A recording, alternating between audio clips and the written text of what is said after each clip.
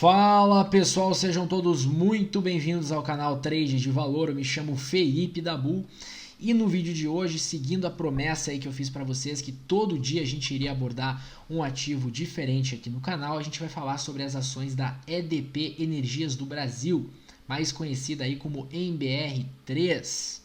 Vamos lá, antes de mais nada eu preciso dar alguns recados para vocês aí. O primeiro deles é que este vídeo tem caráter estritamente educacional e as análises apresentadas aqui não representam nenhuma recomendação de compra ou venda. Negociação de valores imobiliários é uma atividade de risco, portanto qualquer tomada de decisão envolvendo as informações apresentadas aqui é de total responsabilidade sua, espectador. Agora sim a gente pode começar. Bom, a EDP Energias do Brasil, como é a mais conhecida, é uma holding brasileira, então vamos parar aí. O que é uma holding? É uma empresa que detém participação em outras empresas, tá? Brasileira que atua no setor de utilidade pública, energia elétrica. Essa é a forma como a B3 costuma classificar essas empresas. Né? Em vez de classificar como setor energia elétrica, ela classifica como setor utilidade pública, subsetor energia elétrica, né? Contando que tem aí também as empresas de saneamento que também são de utilidade pública.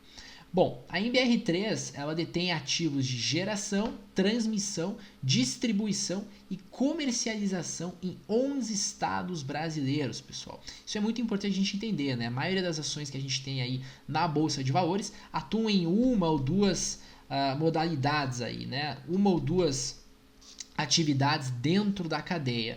A MBR3 não, ela atua em todas as atividades que formam, né, que constroem aí essa cadeia. A gente já vai entender mais ou menos como é que funciona isso aí. Só para conhecimento de vocês, os estados aí, né, em que ela atua são São Paulo, Espírito Santo, Minas Gerais, Mato Grosso do Sul, Tocantins, Amapá, Pará, Maranhão, Ceará, Santa Catarina e Rio Grande do Sul. Tá? A capacidade instalada da empresa é gigantesca. Tá? É de 2,9, quase 3 aí, gigawatts, né? E 24,7 terawatts hora de energia distribuída. Então, como eu disse, a empresa ela participa de cada atividade dentro dessa cadeia de valor integrada. Né? Para começar, vamos falar aí de geração. A empresa possui 6 usinas, tanto de geração hídrica quanto de geração térmica, em 5 estados brasileiros. Tá? Dessa vez só entra aí na lista Mato Grosso, Tocantins, Ceará, Amapá e Espírito Santo. Tá? Aí a gente parte para a transmissão. Né? A empresa possui amplos projetos aí nessa atividade.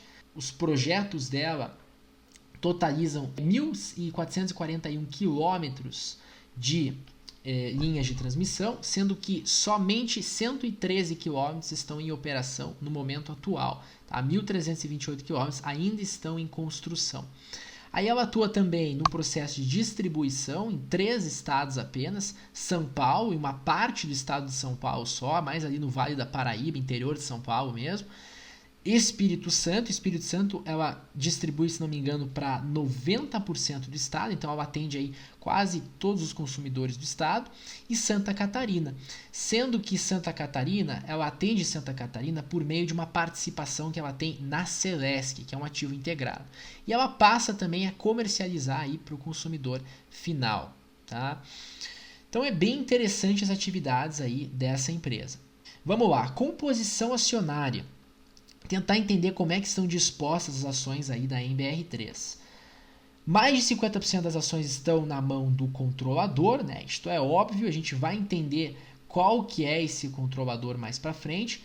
Outras ações estão nas mãos dos minoritários, 48,67% das ações, e poucas ações, aí, menos de 1%, está nas mãos da tesouraria.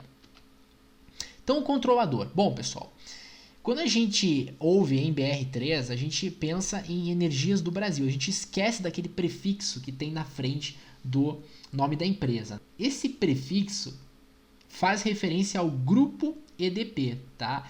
As Energias de Portugal, EDP, é uma companhia do setor energético também, tá? Verticalmente integrada, com a participação consolidada aí na Península Ibérica. E na Europa inteira, vocês vão ver que ela tem uma presença forte também no panorama energético mundial. Tá? ela está presente aí em inúmeros países, né? Portugal, Espanha, França, Estados Unidos, Reino Unido, Itália, Bélgica, Polônia, Romênia, Brasil, Canadá, México, Angola, China. E ela conta aí com cerca de 10 milhões de clientes e mais de 12 mil funcionários em todo o mundo. Quando eu faço esses vídeos para vocês, eu aprendo também, né? Então eu vou pesquisar aí para tentar coletar o máximo de informações, o que eu achar relevante. E eu gosto de estudar a composição acionária dessas empresas, desses grupos aí de empresas, né? E aí eu fui ver quem que manda aí na EDP. E aí eu cheguei à conclusão que o acionista majoritário do grupo EDP é uma empresa chinesa. Tá, tudo bem, né? A gente sabe aí que a China anda comprando diversos ativos no Ocidente. Aí eu fui ver, né? Não sei se você sabe, mas a China também comprou praticamente todas as linhas ferroviárias europeias, né? Então, vocês verem como os China estão fortes aí. E eu fui ver quem que era o dono dessa empresa chinesa. Eu fui escavando aí. E aí eu cheguei à conclusão que é uma empresa estatal, pessoal. Então, basicamente, o governo chinês comprou, tá, um grande percentual aí de um grupo de empresas, né, que atua com forte presença no panorama energético mundial. Então, só a título de curiosidade aí para o pessoal que gosta de saber esse tipo de coisa. Características do setor, pessoal. A gente está falando do setor de energia elétrica, então é um setor defensivo, a gente sabe disso, né? Quem estuda a bolsa sabe disso. As ações de energia elétrica elas tendem a ter um retorno menor por causa disso, mas usualmente elas pagam bons dividendos, elas têm um histórico de pagamento aí de proventos, né? É um setor conservador, tanto que na crise, a gente pôde ver isso agora na crise, as ações do setor de energia elétrica foram as ações que menos sofreram, né? Claro, todas as ações caíram bastante, mas se a gente compara o setor de energia elétrica com outros setores dentro da bolsa, a gente vai ver que ele foi menos afetado, tá? Isso por quê? Porque o risco é menor, pessoal. É um setor que ele é naturalmente alavancado, então as empresas tomam muito empréstimo, tomam muita dívida aí, porque existe uma forte previsibilidade de fluxo de caixa. As empresas já sabem quanto elas vão estar ganhando aí com os investimentos que elas fazem. Quando você faz uma usina, você já sabe quanto de energia, né, e consequentemente quanto de dinheiro você vai ganhar ao longo do tempo. Informações gerais sobre a empresa. Bom, ticker MBR3, como eu já comentei aqui, segmento de listagem novo mercado, então o segmento mais nobre de listagem aí dentro da B3, né? Ele possui diversos mimos aí pro acionista minoritário, né? Como por exemplo, as empresas têm que ter um free float mínimo de 25%, tem que adotar a política de tag along, tem que ter 5 membros no conselho. Eu vou fazer um vídeo depois explicando mais sobre isso aí. É uma frescurada, mas uma frescurada que passa segurança pro minoritário, tá? Então as ações são do tipo ordinária. O free float, pessoal, nada mais é do que a quantidade de ações que está fora, que está em livre circulação, está fora das mãos aí do majoritário, dos donos, dos controladores da empresa, tá? Então quanto maior o free float, melhor, tá? Porque existe uma chance muito mínima de que a empresa feche o capital dela. Tag along 100%. Os minoritários aí estão protegidos. O tag along, na realidade, ele é um mecanismo de proteção para o acionista minoritário. Ele garante, por exemplo, que se o controlador vender a empresa, você vai receber o valor integral dessa venda, né? Se a empresa tiver tag along de 100%. Se a empresa tiver 80% de tag along, você vai receber 80% do valor da venda. Indicadores fundamentalistas. Vamos começar olhando essa parte fundamentalista por aqui. Primeiro, a performance da empresa. Então no ano de 2019 ela subiu bastante, 2018 ela também subiu, 2017 subiu, 2016, 2015 ela subiu bastante. Foi agora recentemente que a empresa começou a cair, começou a corrigir. Em 2020 ela está caindo atualmente 18%, ainda está aí com uma desvalorização, e nos últimos 12 meses ela acumula perdas de 9%. O PL dela está abaixo de 10, o que classificaria ela como uma empresa que está barata, né? O PL dela está em 8, o PVP em 1,14, então a empresa negocia praticamente no valor patrimonial dela. O yield é de 3,3%, não é um yield muito alto pro setor, tá? Vocês vão ver aí que existem empresas muito melhores nesse aspecto dentro do setor. Ela apresentou um crescimento de receita de 13,3% aí de acordo com os últimos dados. O ROI dela é de 14%, também não é um ROI muito alto para o setor, fiquei até um pouco decepcionado com isso. E ela possui aí menos dívida do que patrimônio, tá? Então não é uma empresa que está alavancada, ela ainda pode tomar muita mais dívida aí a fim de expandir as suas operações. Então só mostrando aí para vocês que não é porque a empresa está pagando poucos dividendos que sempre foi assim, né? Não me interpretem mal. A empresa é uma boa pagadora de dividendos. A gente tem um histórico aí de pagamento de dividendos todos os anos desde lá de 2010. No caso, só deu para capturar a imagem deste tamanho desde 2010, mas desde que a empresa abriu aí as suas ações, né? Colocou as suas ações no mercado, fez o IPO, ela paga dividendos. Provavelmente esses dividendos aí estejam tão baixos agora por conta do payout, né? O que é o payout? Então, muita gente só vê os dividendos através do yield. O yield nada mais é do que a porcentagem aí de dividendos que a ação paga de acordo com o preço em que ela está cotada. O payout, ele nos diz quanto a empresa está pagando do lucro que ela está gerando. Então, o dividendo nada mais é do que o lucro que a empresa gera, que a empresa consegue produzir, e ela distribui uma parte desse lucro para os acionistas. A gente pode ver no passado aqui que a empresa pagava antes 5% de dividendos, chegou a pagar 14%, mas ficava nessa média aqui, ó, 5%, 8%, chegou a pagar 11% aqui. Mas olha o payout na época, né? O payout era de 70%. Nesses anos bons aqui, o payout foi de 90%, 98%, ou seja, quase todo o lucro líquido que a empresa produziu no ano ela distribuiu para os acionistas. E agora esse payout está baixo, né? Ela passou a distribuir menos para os acionistas do que ela ganha. E eu, se fosse acionista da Energias do Brasil, eu ia gostar dessa postura da empresa, porque aqui o que a gente vê? Vocês já vão ver mais para frente aí os números dela, mas basicamente é uma empresa que entrega pouco crescimento. Então talvez o foco dela esteja mudando, ela queira fazer novos investimentos, novas aquisições, já começou com esses projetos aí das linhas de transmissão, para poder apresentar mais crescimento e não só renda recorrente, só renda passiva para o acionista, tá? Bom, balanço patrimonial, pessoal, é importante a gente dar uma olhada no ativo, na dívida líquida e no patrimônio líquido dentro aí do balanço patrimonial. O ativo a gente vê uma evolução crescente na curva do ativo que a empresa possui, o que é extremamente positivo, né? A gente quer o quê? A gente quer uma empresa que tenha cada vez mais ativo, né? Que esteja comprando ativos. A gente não quer uma empresa com passivo. E este é o caso da MBR3, curva de ativo crescente. Uma empresa que naturalmente a dívida também vem crescendo, tá? E eu não vejo nada de ruim nisso. Uma empresa deve sim contrair dívida, desde que ela lide bem com essa dívida e consiga fazer o quê? Aquisições, comprar ativos e, consequentemente, ter uma evolução patrimonial interessante, que é o caso também da Energias do Brasil. A gente viu que o ativo é crescente, a dívida líquida é o quê? Crescente e o patrimônio líquido crescente. Então está em linha com a estratégia da empresa. E agora os demonstrativos de resultado. Eu costumo dar uma olhada na receita e no lucro líquido. Receita líquida da empresa não preciso nem comentar, né? Até uma criança vê aqui que isso aqui é uma curva linda e crescente e recorrente de um aumento na receita.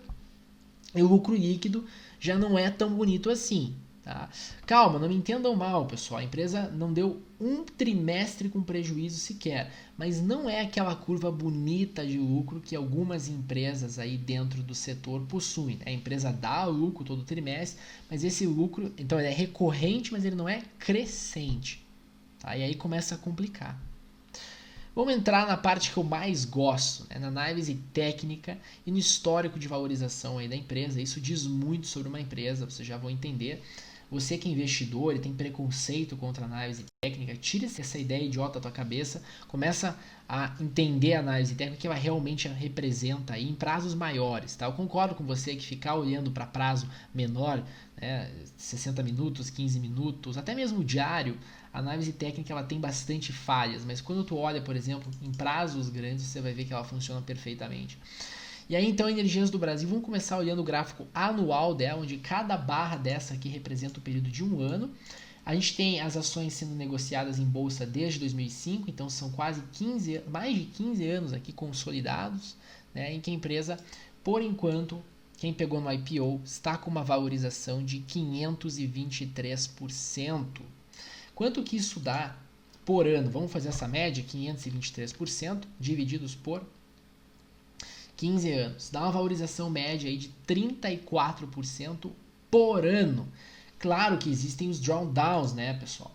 Essa é a diferença entre a renda fixa e a renda variável. A renda variável tu perde às vezes, a renda fixa não. Então, durante todos esses anos aí que a empresa passou a subir, existiram anos que a empresa caiu, que ela corrigiu. Então, aqui 2007, 2008, a empresa caiu, a empresa corrigiu, chegou a cair de topo a fundo mais de 50%, né? Então, o investidor tem que ter estômago para esse tipo de coisa.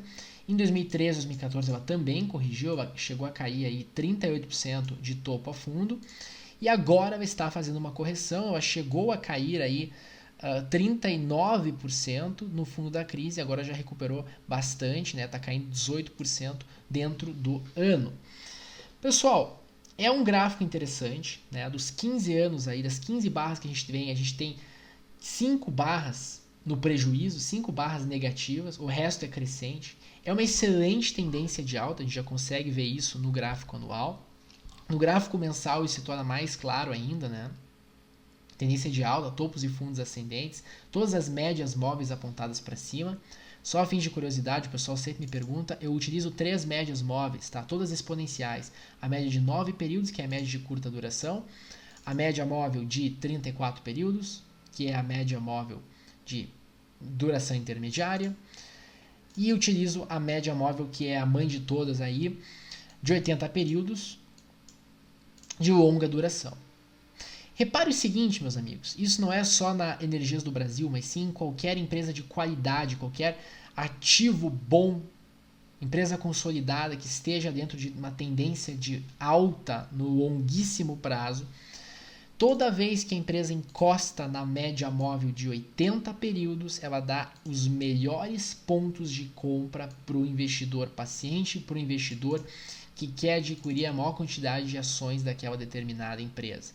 Em 2020, meus amigos, novamente, ela e diversos ativos encostaram na média móvel de 80 períodos. E a gente teve uma excelente oportunidade para encher o carrinho, para encher a caçamba do caminhão de ações da Energias do Brasil, que sim é uma excelente empresa. Se a gente for para o gráfico semanal, a gente começa a ver que uma recuperação já está em andamento. A empresa não está mais nesses níveis aqui, ela chegou a bater R$13, né?